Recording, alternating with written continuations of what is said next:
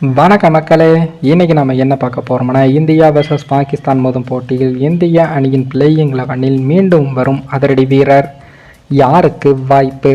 அதாவது உலகக்கோப்பை கிரிக்கெட் போட்டியில் இந்திய அணி தனது அடுத்த போட்டியில் பாகிஸ்தான் அணியை எதிர்கொள்ள இருக்காங்க. அமெரிக்காவின் நியூயார்க் நகரில் இந்த போட்டி நடைபெற இருக்கு. இந்தியாவை விட பாகிஸ்தான் அணிக்கு போட்டி மிகவும் முக்கியமாக பார்க்கப்படுது. ஏன்னு பார்த்தோம்னா, பாகிஸ்தான் அணி தனது முதல் போட்டியில் அமெரிக்க அணியிடம் சூப்பர் ஓவரில் தோல்வியை சந்தித்து இருக்காங்க.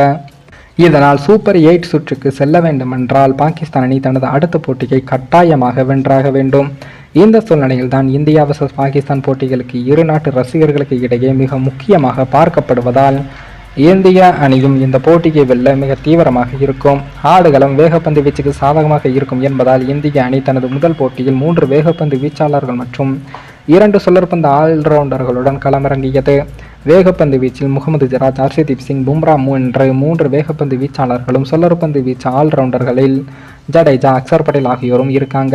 கடந்த போட்டியில் வேகப்பந்து வீச்சாளர்களை மிகுந்த ஆதிக்கம் செலுத்தினார்கள் என்பதால் சுழற்பந்து வீச்சுக்கு பெரிதாக வேலை இல்லை. இதனால் இந்திய அணி பேட்டிங் வரிசை நீளப்படுத்த விரும்பினால் சஞ்சு சாம்சனை மற்றும் ஒரு பேட்ஸ்மேனாக களமிறக்கலாம். மேலும் இந்த ஆடுகளும் சுழற்சிக்கு சாதகமாக பார்க்கப்படுவதால் இந்திய அணியை தனது கடந்த போட்டியில் குல்தீப் யாதவை பயன்படுத்தவில்லை.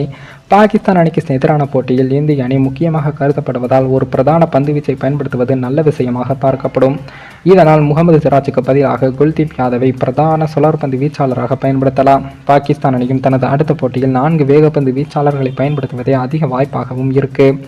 இருப்பினும் இந்திய அணி கடந்த போட்டிகள் வெற்றி பெற்றதால் பெரும்பாலும் அணியின் பிளேயிங் 11 மாற்றம் இருக்காது என்றும் பார்க்கப்படுது. இருப்பினும் இந்த மாற்றங்களை செய்தால் பேட்டிங் வரிசை மற்றும் பந்து வீச்சின் பலம் அதிகரிக்கும் என்று ரசிகர்கள் கருதுகிறாங்க. அதன்படி ரோஹித் சர்மா, விராட் கோலி, ரிஷப் பண்ட், சூரியகுமார் யாதவ், சிவம் தூபே, ஹர்திக் பாண்டியா, சஞ்சு சாம்சன், அக்சர் பட்டேல், ரவீந்திர ஜடேஜா, ஜஸ்பிரீத் பும்ரா மற்றும் ஹர்ஷதீப் சிங் ஆகியோர் இடம்பெற்று இருக்காங்க. மேலும் இந்த வீடியோ ஏதோ ஒரு விதத்தில் உங்களுக்கு பிடித்திருக்கும் என்று நினைக்கிறேன். நம்ம சேனலுக்கு புதிதாக வீடியோ பார்க்கிறீர்கள் என்றால் மறக்காமல் சப்ஸ்கிரைபர் செய்துவிட்டு பாருங்கள். இன்னொரு வீடியோவில் சந்திக்கும் வரை நான் உங்கள் தமிழ்.